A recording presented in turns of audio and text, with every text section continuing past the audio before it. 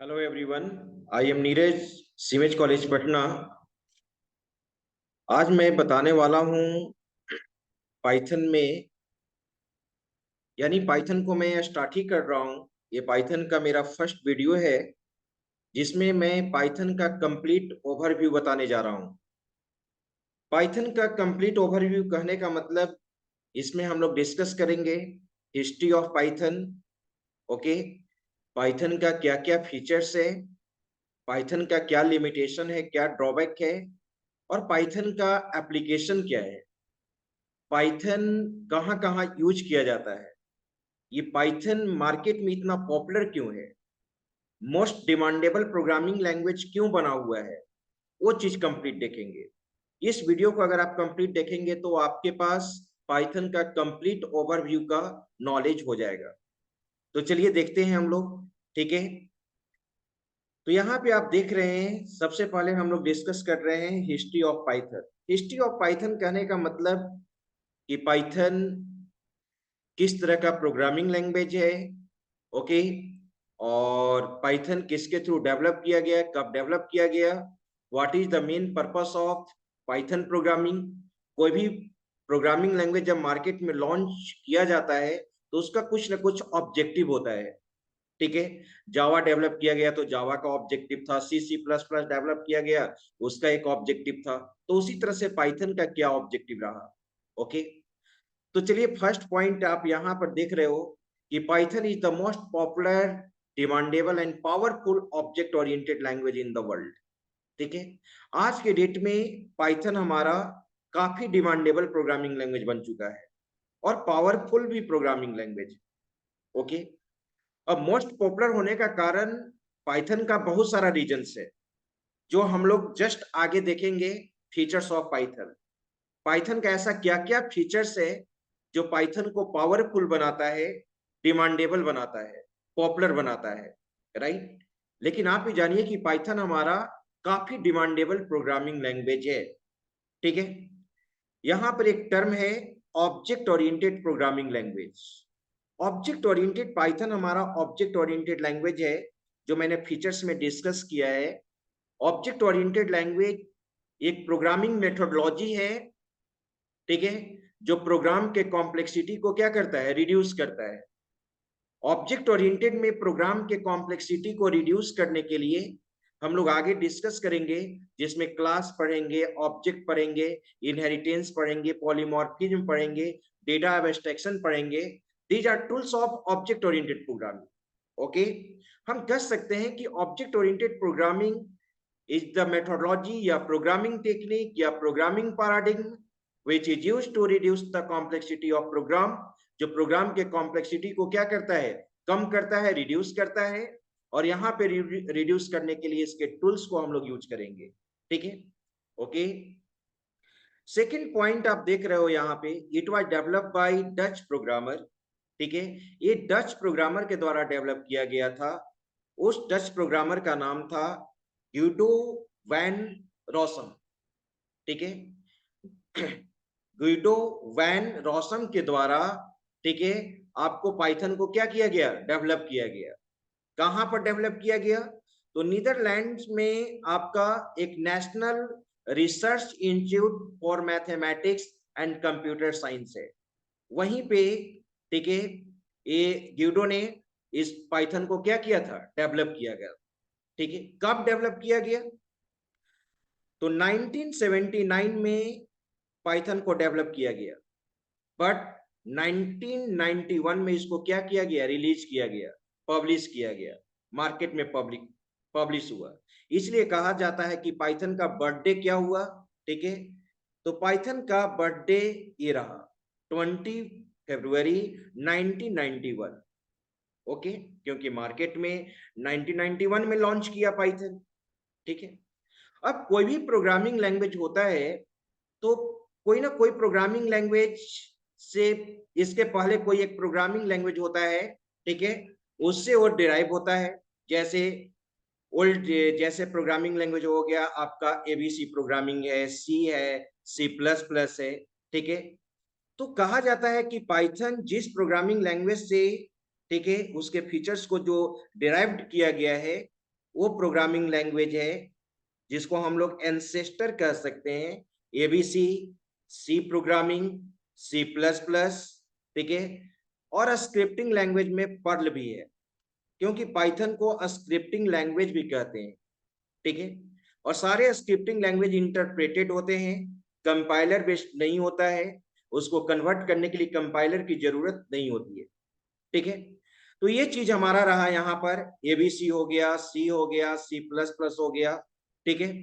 अब यहाँ पे नेक्स्ट नेक्स्ट पॉइंट हम लोग यहाँ पर देखने जा रहे हैं, वो नेक्स्ट पॉइंट है हमारा ए। अब प्रश्न उठता है कि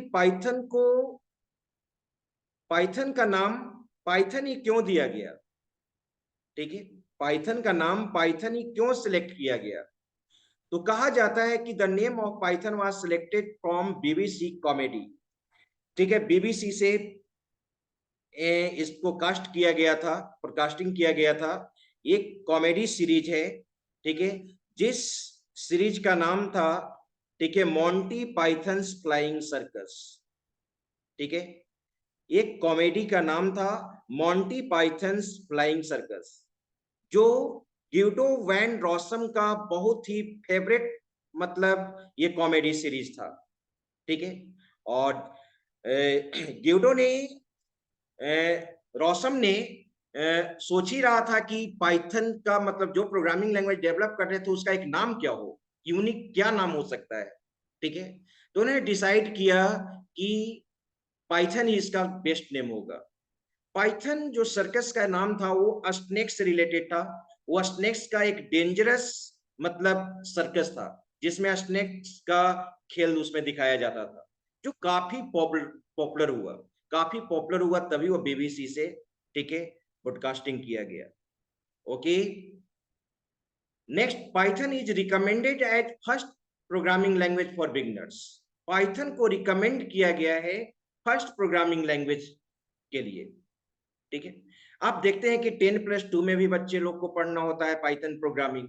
आप यहां तक कि देखते हो कि पाइथन का सिंपल प्रोग्रामिंग 8-9 से स्टार्ट हो जाता है।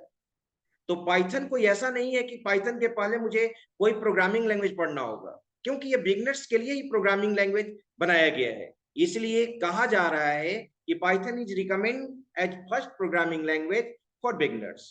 ओके, अब मैंने जस्ट अभी बताया कि कोई भी मार्केट में लॉन्च होता है तो उसका कुछ ना कुछ पर्पस होता है। तो पाइथन का क्या पर्पस था?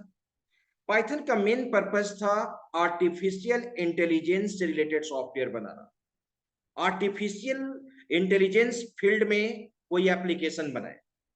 और आर्टिफिशियल इंटेलिजेंस का ही पार्ट है तुम्हारा मशीन लर्निंग, डीप लर्निंग, ठीक है, data science. Data science is the future of artificial intelligence. Artificial intelligence से भी ऊपर आ गया, वो आपका डेटा साइंस हो गया।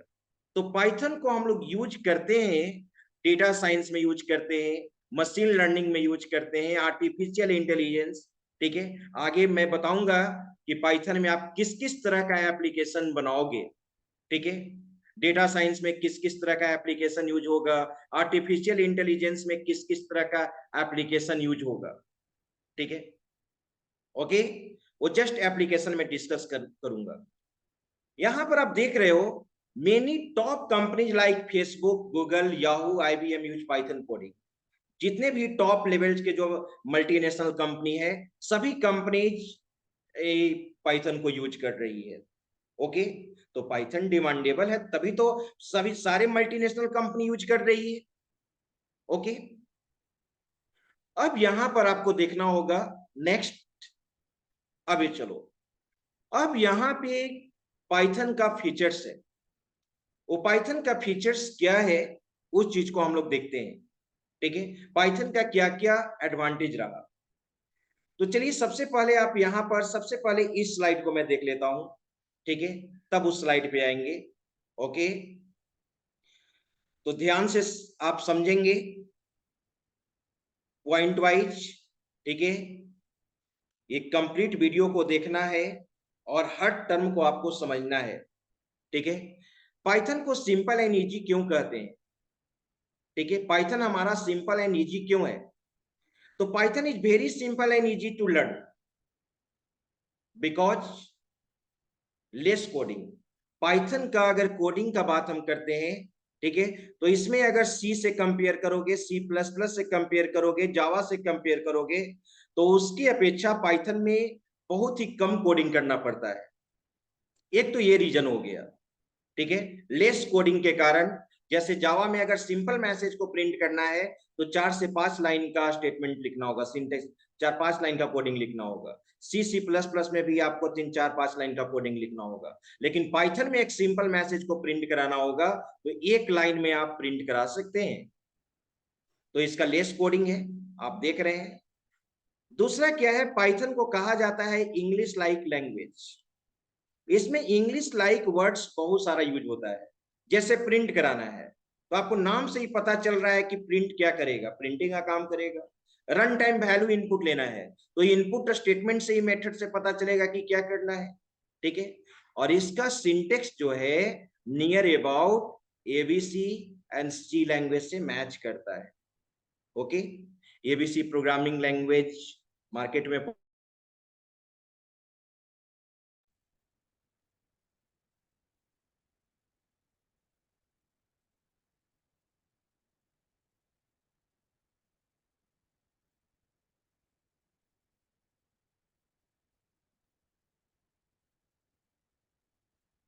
तो आप यहाँ पे ध्यान देंगे, अभी जस्ट हम डिस्कनेक्ट हो गए थे, ठीक है।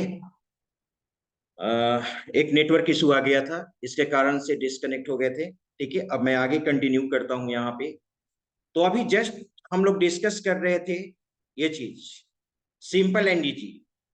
पाइथन हमारा सिंपल एंड इजी क्यों है? ओके, तो जस्ट मैंने बताया कि यहाँ पर वेरी लेस कोडिंग यहाँ पे यूज हो रहा था, ठीक है। दूसरा चीज क्या है, इंग्लिश लाइक लैंग्वेज यूज कर रहे थे। कंप्लीटेड, मैंने सिंपल एंड इजी को एक्सप्लेन कर लिया। दूसरा है फ्रीवेयर एंड ओपन सोर्स। अब पाइथन को फ्रीवेयर कहते हैं, ओपन सोर्स कहते हैं, इसका मतलब क्या हुआ? फ्रीवेयर का मतलब होता है कि किसी भी एप्लीकेशन को यूज करने के लिए पैसा पे करने की जरूरत नहीं होती है, लाइसेंस लाइसेंस परमिशन लेने की जरूरत नहीं होती है। तो पाइथन को आप, ठीक है, डायरेक्ट डाउनलोड कर सकते हो, यूज कर सकते हो, इंस्टॉल कर सकते हो, ठीक है। उसी को हम लोग कहते हैं यहाँ पे फ्रीवेयर सॉफ्टवेयर, जिसको यूज करने के लिए पेमेंट करने की जरूरत नहीं होती है, वो सॉफ्टवेयर कहलाता है फ्रीवेयर। ओके, ऑलरेडी यहाँ पर लिखा हुआ है Python is free to use, so we can download and install Python without any cost.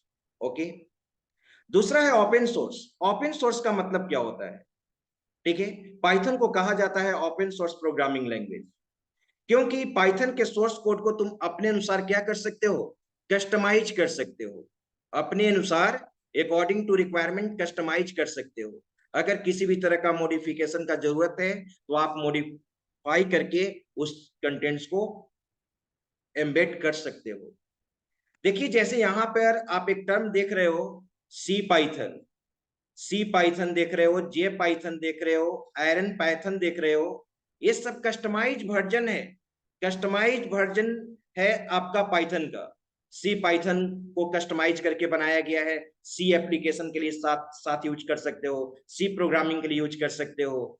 J Python को बनाया गया है जावा एप्लीकेशन के साथ यूज करने के लिए। आयरन पाइथन को बनाया गया है सी शार्प डॉट नेट के लिए। उसी तरह से रूबी पाइथन यूज किया गया है रूबी प्रोग्रामिंग लैंग्वेज के लिए। उसी तरह से अनाकोंडा पाइथन जो डेटा एनालिसिस के लिए यूज होता है, ठीक है। तो ये हमारा ओपन सोर्स है। जैसे और एग्जांपल ले सकते हैं, क्या विंडोज ऑपरेटिंग सिस्टम हमारा ओपन सोर्स है? नहीं, ये पेड सर्विस है। माइक्रोसॉफ्ट का कोई भी प्रोडक्ट पेड सर्विस होता है, पहले पे करेंगे तभी हम लोग यूज कर सकते हैं।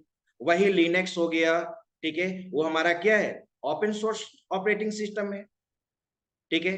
डेटाबेस में ऑरेकल, ये हमारा ओपन सोर्स नहीं है। SQL server database open source नहीं है। वही माई एसक्यूएल डेटाबेस हमारा क्या है, ओपन सोर्स है। तो बहुत सारे ऐसे सॉफ्टवेयर हैं, बहुत सारे ऐसे प्रोग्रामिंग लैंग्वेज हैं जो फ्रीवेयर भी होता है, ओपन सोर्स भी होता है, और पेड सर्विस भी होता है। ओके, ये भी टर्म आप समझ गए होंगे। अब मैं चलता हूं नेक्स्ट। आप 2 पॉइंट समझ गए, सिंपल एनईजी, फ्रीवेयर एंड ओपन सोर्स। अब प्लेटफॉर्म इंडिपेंडेंट, प्लेटफॉर्म इंडिपेंडेंट का मतलब क्या होता है? चल, इसके पहले एक और टर्म था जो फर्स्ट स्लाइड मैंने मिस किया, हाँ, इंटरप्रेटेड लैंग्वेज। इंटरप्रेटेड लैंग्वेज कहने का मतलब यहां पर क्या है? देखो, कुछ प्रोग्रामिंग लैंग्वेज कंपाइलर बेस्ड होता है और कोई प्रोग्रामिंग लैंग्वेज हमारा इंटरप्रेटर बेस्ड होता है, राइट? तो कंपाइलर इंटरप्रेटर आप ऑलरेडी समझते हो, ये दोनों ट्रांसलेटर है। हाई लेवल सोर्स कोड को मशीन कोड में क्या करता है? कन्वर्ट करता है, कंपाइलर और इंटरप्रेटर। कंपाइलर क्या करता है कि पूरे सोर्स कोड को मशीन कोड में कन्वर्ट कर देता है एट ए टाइम, और इंटरप्रेटर क्या करता है? लाइन बाय लाइन आपके सोर्स कोड को क्या करता है? कन्वर्ट करता है, ठीक है? तो पाइथन हमारा क्या है? इंटरप्रेटर बेस्ड प्रोग्रामिंग लैंग्वेज है। ये line by line source code को क्या करता है? एग्जीक्यूट करता है। वही सी एंड सी प्लस प्लस हमारा कंपाइलर बेस्ड प्रोग्रामिंग लैंग्वेज है, राइट? ठीक है। तो जावा कुछ ऐसे भी प्रोग्रामिंग लैंग्वेज है जो कंपाइलर और इंटरप्रेटर दोनों बेस्ड है। जैसे जावा, जावा हमारा कंपाइलर बेस्ड भी है और इंटरप्रेटर बेस्ड भी है। सबसे पहले जावा प्रोग्राम कंपाइल होता है, उसके बाद एग्जीक्यूट होता है। तो पाइथन प्रोग्राम में क्या होता है? पाइथन प्रोग्राम भी इंटरनली क्या होता है? कंपाइल होता है। इम्प्लिसिटली क्या होता है? कंपाइल होता है। इसका टेक केयर का काम इंटरप्रेटर ही करता है। लेकिन जो जावा जो होता है वो एक्सप्लिसिटली कंपाइल्ड होता है। सबसे पहले जावा प्रोग्राम कंपाइल्ड होगा, उसके बाद एग्जीक्यूट करेगा। लेकिन पाइथन प्रोग्राम इंटरनली सबसे पहले क्या होता है? कंपाइल्ड होता है, जो यूजर के लिए विजिबल नहीं है। और जावा का कंपाइलेशन यूजर के लिए विजिबल है। जब जावा प्रोग्राम तुम पढ़ोगे तो प्रोग्राम को कंपाइल करोगे तो एक क्लास फाइल क्रिएट होता है, और क्लास फाइल में जो भी इंफॉर्मेशन होता है वो बाइट कोड में होता है। और बाइट कोड को ना हम लोग रीड कर सकते हैं ना कंप्यूटर रीड कर सकता है। तुम जानते हो कि कंप्यूटर केवल मशीन कोड को समझता है, राइट? तो बाइट कोड को कौन समझेगा? बाइट कोड को इंटरप्रेटर समझता है। तो बाइट कोड, जैसे जावा के लिए जेवीएम है, Java virtual machine. Java virtual machine का काम क्या है? कंपाइल्ड यानी सोर्स कोड, कंपाइल्ड फाइल को, क्लास फाइल को यानी बाइट कोड को रीड करता है और मशीन कोड में क्या करता है? कन्वर्ट करता है। लेकिन पाइथन में भी इसी तरह से होता है लेकिन विजिबल है, विजिबल नहीं है। तो पाइथन प्रोग्राम इम्प्लिसिटली क्या होता है? इम्प्लिसिटली का मतलब ऑटोमेटिकली, एक्सप्लिसिटली का मतलब फोर्सफुली। इम्प्लिसिटली क्या होता है? कंपाइल्ड होता है, और कंपाइल्ड होने के बाद एक क्लास फाइल, एक पीवाईसी फाइल जनरेट होता है। देखो यहां पर जावा में क्लास फाइल जनरेट होता है, यहां कौन सा फाइल जनरेट होता है? पीवाईसी, पाइथन कंपाइलर, ठीक है? जिस तरह से जावा में जेवीएम होता है, उसी तरह से यहां पर पाइथन में भी क्या होता है? PVM, Python virtual machine. तो पाइथन वर्चुअल मशीन क्या करता है कि इस पीवाईसी फाइल को मशीन कोड में क्या करता है? कन्वर्ट करता है, ठीक है? तो इस सब कंपाइलेशन का टेक केयर इंटरप्रेटर ही करता है, डायरेक्ट ये विजिबल नहीं है। तुम कहोगे कि क्या हम पीवाईसी फाइल को देख सकते हैं? जावा में तो डॉट क्लास फाइल जो कंपाइलर जनरेट करता है वो विजिबल है, लेकिन पीवाईसी फाइल विजिबल नहीं है। ये इम्प्लिसिटली होता है, इंटरनली होता है, ओके?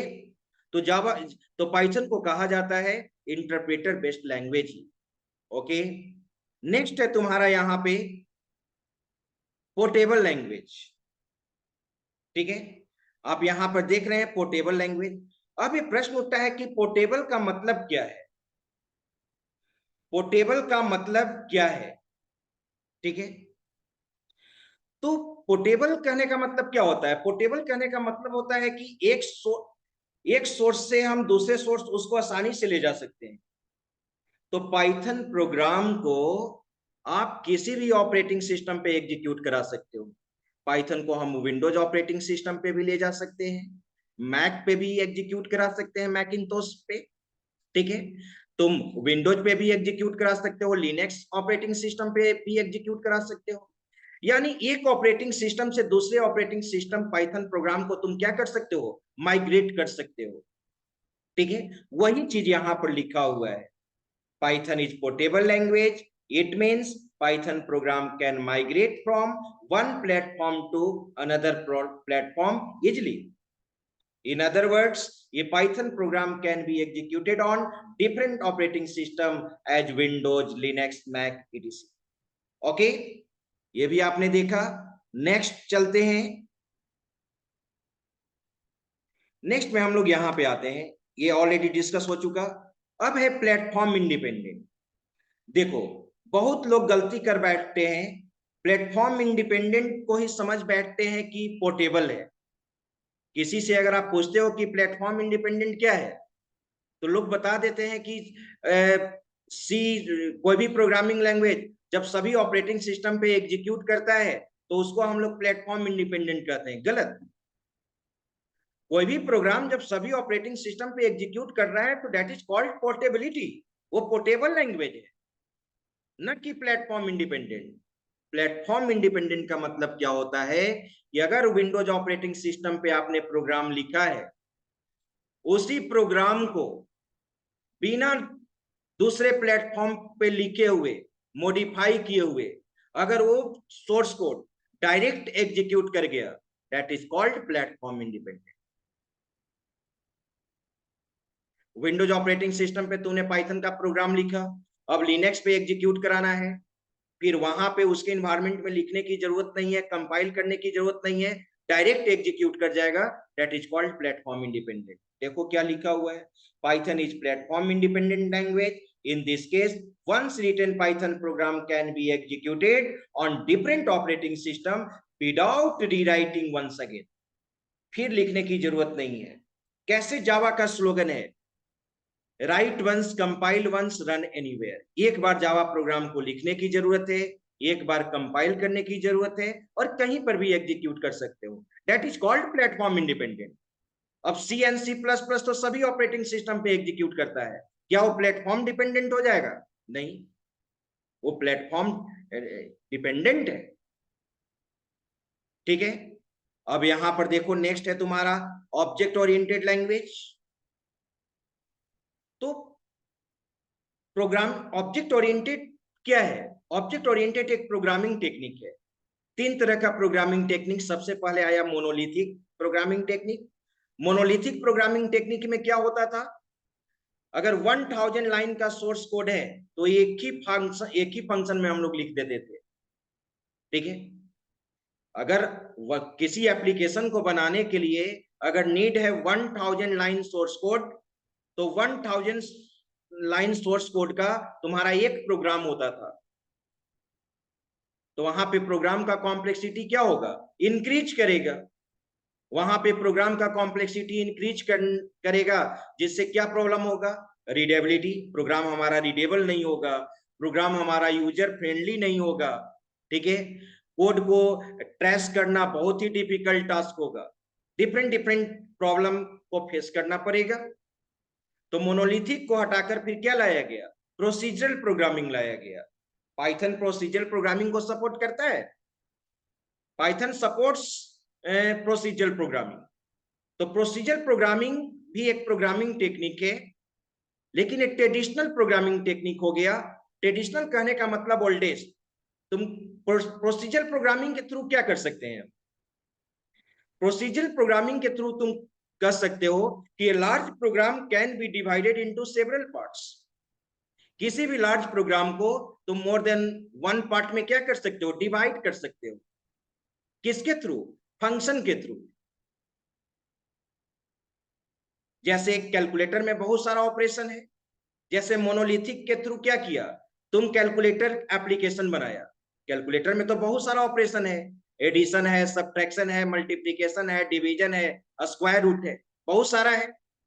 ठीक है, अगर तुम मोनोलिथिक के थ्रू सारे ऑपरेशन का कोडिंग एक ही फंक्शन में कर दिया, तो जब वो एग्जीक्यूट करेगा तो सारा ऑपरेशन एग्जीक्यूट कर जाएगा ना। लेकिन अगर यूजर को एडिशन वर्क परफॉर्म करना है तो बाकी ऑपरेशन क्यों एग्जीक्यूट करेगा? अगर मुझे सब्ट्रैक्शन चाहिए तो सब्ट्रैक्शन ऑपरेशन परफॉर्म होना चाहिए। तो इसके लिए क्या करेंगे हम, इसके लिए प्रोसीजरल प्रोग्रामिंग में फैसिलिटी आ गया कि large program can be divided into several parts, that part is called function. The concept of procedural programming is implemented with the help of function. तो पाइथन प्रोसीजरल प्रोग्रामिंग को fulfil करता है। हम Python में उस तरह के प्रोग्राम्स पढ़ेंगे, फंक्शन के थ्रू इस चीज को इंप्लीमेंट करेंगे। लेकिन object oriented is the latest programming methodology. ये प्रोग्रामिंग टेक्निक है। It is also use to reduce the complexity of program. ये भी प्रोग्राम के कॉम्प्लेक्सिटी को क्या करता है? रिड्यूस करता है। लेकिन यहां पे प्रोग्राम के कॉम्प्लेक्सिटी को रिड्यूस करने के लिए there are several tools of object oriented language, जैसे क्लास हो गया, ऑब्जेक्ट हो गया, इनहेरिटेंस हो गया, पॉलीमॉर्फिज्म हो गया, डेटा एब्स्ट्रैक्शन हो गया। These are tools of object oriented program. ये आगे ऑब्जेक्ट ओरिएंटेड जब मैं स्टार्ट करूंगा तो वहां पे तुम पढ़ोगे क्लास क्या होता है, ऑब्जेक्ट क्या होता है, इनहेरिटेंस क्या होता है, पॉलीमॉर्फिज्म क्या होता है। ओके, तो what is the main purpose of object oriented programming? The main purpose of object oriented programming is to provide reusability. ये रियूजेबिलिटी को प्रोवाइड करता है। रियूजेबिलिटी का मतलब क्या? एक बार सोर्स कोड लिख लिए, उसको आसानी से तुम multiple times according to requirement क्या कर सकते हो? यूज कर सकते हो। That is called reusability. ये चीज हम लोग आगे डिस्कस करेंगे। ओके, आप ये भी समझ गए, प्रोसीजर भी समझ गए, ऑब्जेक्ट ओरिएंटेड भी समझ गए। तो देखो यहां पर ऑलरेडी तुम्हारा यहाँ पे प्रोसीजर लैंग्वेज है। जो चीज मैंने समझाया वही चीज ऑलरेडी लिखा हुआ है, आप ध्यान से पढ़ लेना। अब यहां तुम्हारा नया टर्म मिला क्या? Dynamically type language. Dynamically type language कहने का मतलब क्या होता है, उस चीज को देखो।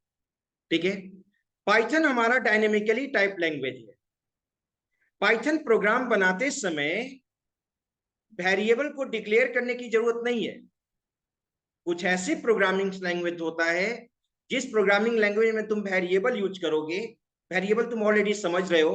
Variable is a storage which is used to hold या स्टोर कांस्टेंट वैल्यू। जो कांस्टेंट वैल्यू को क्या करता है? स्टोर करता है। जैसे a equal to 10, b equal to 10.5। तो a और b क्या हो गया? वेरिएबल हो गया। 10 और 10.5 क्या हो गया? कांस्टेंट हो गया।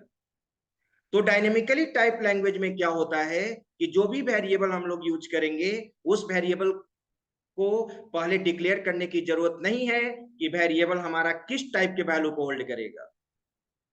हम यहाँ पे डायनेमिकली डिसाइड करेंगे कि उस वेरिएबल में किस टाइप के वैल्यू को रखना है। अगर ये में मैंने रख दिया 10 तो ऑलरेडी इंटीजर टाइप का वो वेरिएबल बन जाएगा। ये में रख दिया 10.5 ऑलरेडी वो फ्लोट टाइप का बन जाएगा, रियल टाइप का। ये में लिख दिया XYZ as a string, already वो स्ट्रिंग टाइप का बन जाएगा। That is called dynamically data type. That is called dynamically type language. यानी इसमें वेरिएबल को डेटा टाइप से डिक्लेयर करने की जरूरत नहीं है। हाँ, कुछ ऐसे प्रोग्रामिंग लैंग्वेज है जिसमें वेरिएबल को यूज करने के पहले वेरिएबल को डिक्लेयर करना मस्ट है। जैसे C++, जावा, C#.NET में सबसे पहले तुमको वेरिएबल को डिक्लेयर करना पड़ेगा। ठीक है, पहले बताना होगा कि ये हमारा किस तरह के वैल्यू को होल्ड करेगा, बी हमारा किस तरह के वैल्यू को होल्ड करेगा। That is called statically typed language. वही पॉइंट तुम्हारा इसमें लिखा हुआ है। ठीक है, अब चलते हैं नेक्स्ट। ठीक है, अब यहां पर तुम देख रहे हो embedded language. Embedded language, Python को एम्बेडेड लैंग्वेज इसलिए कहा जाता है कि पाइथन प्रोग्राम को अदर एप्लीकेशन के साथ भी एम्बेड किया जा सकता है। पाइथन को अदर प्रोग्रामिंग लैंग्वेज के साथ भी तुम यूज कर सकते हो। जैसे पाइथन को सी के साथ यूज किया जा सकता है, जावा के साथ पाइथन को हम लोग यूज कर सकते हैं, C#.NET के साथ यूज कर सकते हैं, रूबी प्रोग्रामिंग लैंग्वेज के साथ यूज कर सकते हैं।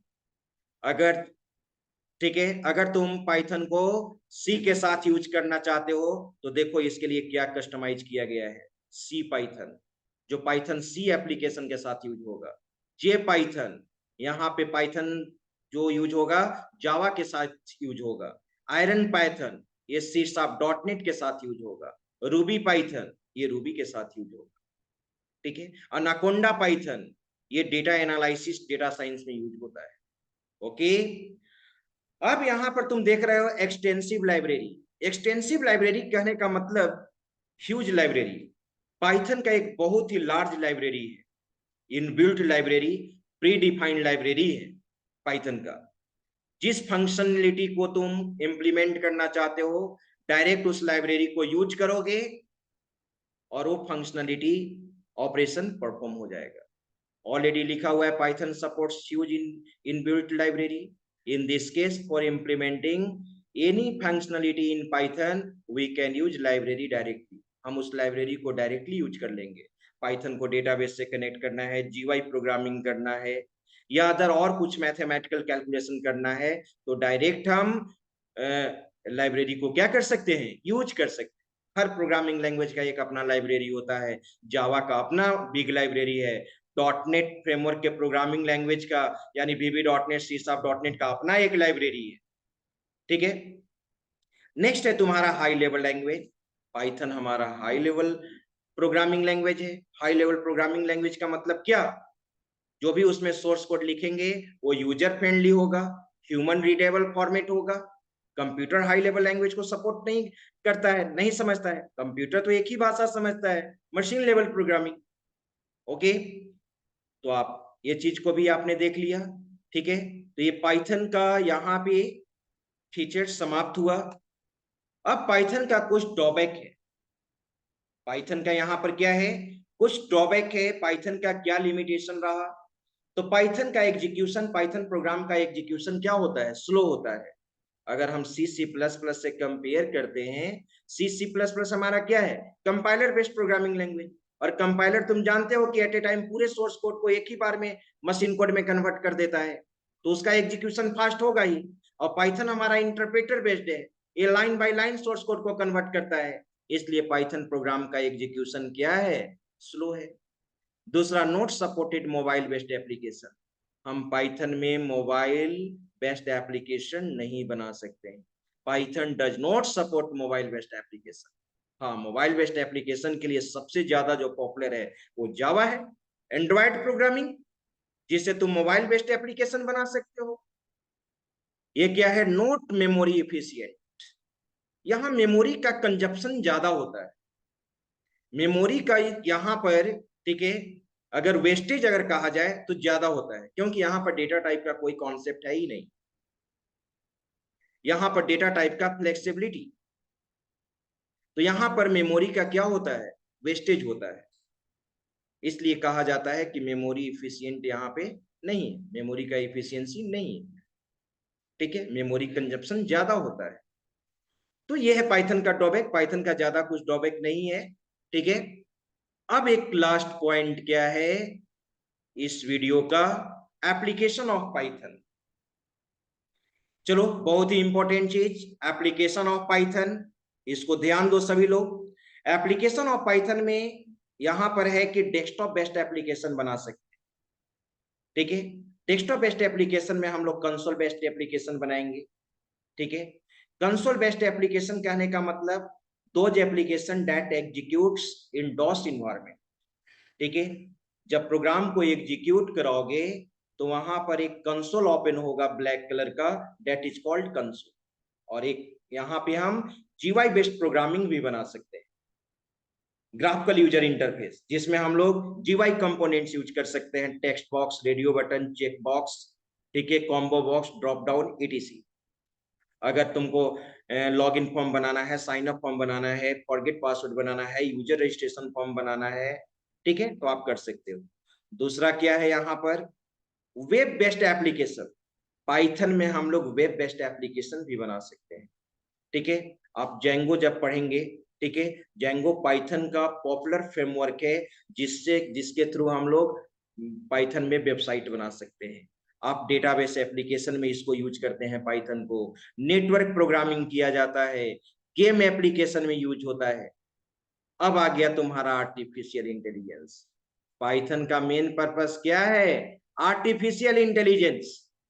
आर्टिफिशियल इंटेलिजेंस कहने का मतलब मशीन लर्निंग, डीप लर्निंग, ये चीज आगे आप लोग पढ़ेंगे। जैसे सेंसर का प्रोग्रामिंग देखते हो, रिमोट वर्क करता है, सेंसर का प्रोग्रामिंग, गूगल वॉइस जो यूज करते हो, गूगल पे कुछ सर्च करना रहता है तो तुम जो बोलते हो, ठीक है, वो वॉइस को रिकॉग्नाइज करता है, फेस रिकॉग्नाइज करता है, फिंगरप्रिंट, जीपीएस, रोबोटिक्स, इस तरह का एप्लीकेशन तुम पाइथन में बना सकते हो। ठीक है, अब है यहां पर डेटा साइंस। डेटा साइंस तुम्हारा आर्टिफिशियल इंटेलिजेंस का फ्यूचर हो गया, ये आर्टिफिशियल इंटेलिजेंस से ऊपर हो गया डेटा साइंस। डेटा साइंस में ही हम डेटा को एनालाइज करते हैं, सारा एनालाइजिंग का काम।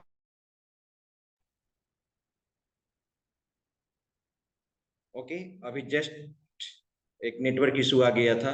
ठीक है, आज नेटवर्क इशू मौसम के कारण डिस्टर्ब कर रहा है। ठीक है, हम लोग वहीं पे चलते हैं, जस्ट करेंट।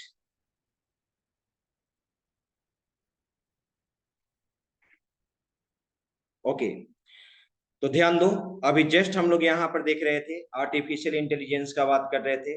डेटा साइंस मैंने जस्ट अभी आपको बताया कि डेटा साइंस हमारा आर्टिफिशियल इंटेलिजेंस का फ्यूचर है। जैसे सर्च इंजन का आप नाम सुने हो, गूगल, याहू, फायरफॉक्स, ठीक है, जो भी तुम्हारा यहाँ पर सर्च इंजन है, जो सर्चिंग का काम होता है, जो भी कंटेंट्स तुम सर्च करते हो, वहां पर डेटा साइंस का ही कॉन्सेप्ट यूज होता है। ठीक है, कैसे वहां पर स्पीड को फास्ट करना है, सर्चिंग को फास्ट करना है, वहां पर डेटा साइंस यूज होता है। ड्राइवरलेस कार, ड्राइवरलेस कार कहने का मतलब वहां पर डेटा को एनालाइज करना होगा ना, कि हाईवे पे कार का क्या स्पीड होगा, जनरल रोड पे उसका क्या स्पीड होगा, अगर कहीं नैरो वे है वहां पे स्पीड क्या होगा। ठीक है, स्टॉक मार्केट, जो स्टॉक मार्केट में देखते हो, शेयर मार्केट का आप नाम सुने हैं, स्टॉक मार्केट का, वहां पर मार्केट का फ्लैक्चुएशन, ठीक है, वो सारा कुछ शेयर का, ठीक है, वो स्टॉक मार्केट। ई कॉमर्स, ठीक है, ई कॉमर्स में फ्लिपकार्ट, अमेजन, ये सब में आप यहाँ पर डेटा साइंस एप्लीकेशन का यूज होता है। ठीक है, हेल्थ केयर में ये डिटेक्टिंग ट्यूमर, ट्यूमर को डिटेक्ट करना, या कोई मेडिसिन को सर्च करना, या अदर तरह का और कोई मेडिकल इमेजिंग। ठीक है, बहुत सारा एग्जाम्पल है डेटा साइंस का, बहुत सारा एग्जाम्पल है तुम्हारा आर्टिफिशियल इंटेलिजेंस का। ये सब सारा, इस ये सब ये सारे फील्ड में हम लोग पाइथन के कॉन्सेप्ट को क्या करते हैं, यूज करते हैं। उसी तरह से नेक्स्ट, ये लास्ट है आईओटी, इंटरनेट ऑफ थिंग्स, जो तुम्हारा आईओटी का एग्जाम्पल है। स्मार्टफोन यूज करते हो, घर का होम लाइटिंग होता है, ऑनलाइन शॉपिंग होता है, फिर वेदर फोरकास्टिंग होता है, ये सब में आपका किसका यूज है, आईओटी का यूज है। ठीक है, एनिमेशन में पाइथन का यूज हो रहा है। एनिमेशन कंपनी जितने भी है, जैसे माया कंपनी का नाम सुने होंगे, वो पाइथन को यूज कर रहा है। जो भी सिनेमा में जितने भी आप मूवी में देखते हो एनिमेशन का सारा चीज, उसमें पाइथन को यूज किया जा रहा है। साइंटिफिक प्रोग्रामिंग के लिए नासा यूज कर रहा है पाइथन को। तो आज के डेट में पाइथन हमारा काफी डिमांडेबल प्रोग्रामिंग लैंग्वेज। तो अब मैं इस वीडियो को यहीं पे समाप्त करता हूं। ठीक है, ये पाइथन का कंप्लीट ओवरव्यू समाप्त हुआ। मैं नेक्स्ट वीडियो में आपको बताऊंगा, अब प्रोग्रामिंग पे आऊंगा, और मैं बताऊंगा कि पाइथन को कैसे हम लोग डाउनलोड करेंगे, पाइथन को कैसे इंस्टॉल करेंगे, कैसे उस पर प्रोग्राम लिखेंगे, कैसे एग्जीक्यूट कराएंगे, कैसे अगर बच्चे के पास अगर लैपटॉप नहीं है तो मोबाइल में कैसे प्रोग्राम एग्जीक्यूट कराएंगे। Thank you. ठीक है, ये वीडियो को जरूर वॉच करेंगे, और वीडियो को लाइक जरूर करेंगे। Thank you.